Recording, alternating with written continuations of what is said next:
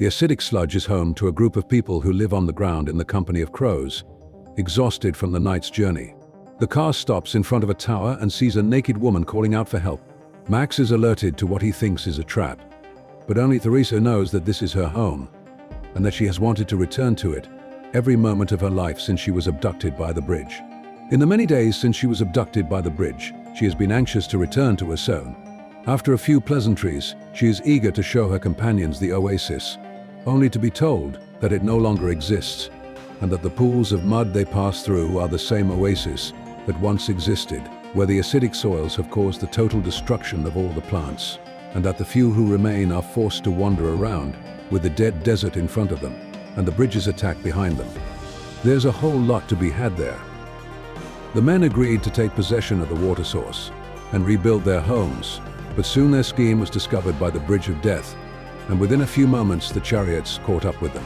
The dead man was lying on his stomach in front of the engine belts, pumping gasoline into the engine, trying to get in front of the truck, and then braking the door tires.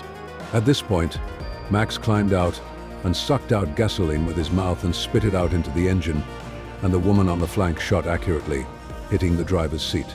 The white-haired old man immediately rises to save himself, but his throat is cut by a chainsaw. He does not cry out, but just holds the plant seeds in his arms, and death is not worth mentioning in the face of hope.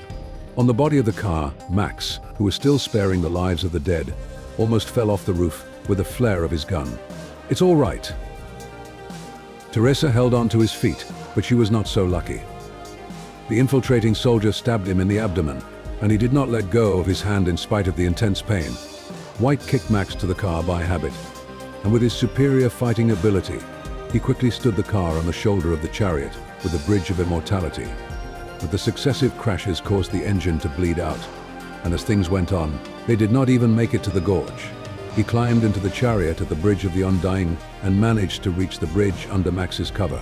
He fastened a hook on the bridge's mast and rolled the other end into a tire, killing the bridge. Afterwards, they moved from the truck, and White said that he would take the responsibility himself.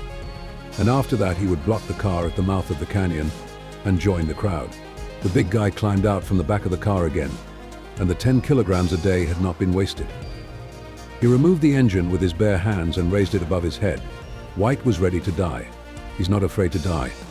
Only this time it's for love. The war chariot is on its way, high-heeled and fierce. When Max returned to the camp and brought back the corpse of the immortal bridge, the people cheered and rejoiced, rushing to the corpse to attack and humiliate it, the vent of their long exploitation and oppression, and the faith of the young dead body collapsed with the fall of the drawbridge. With the fall of the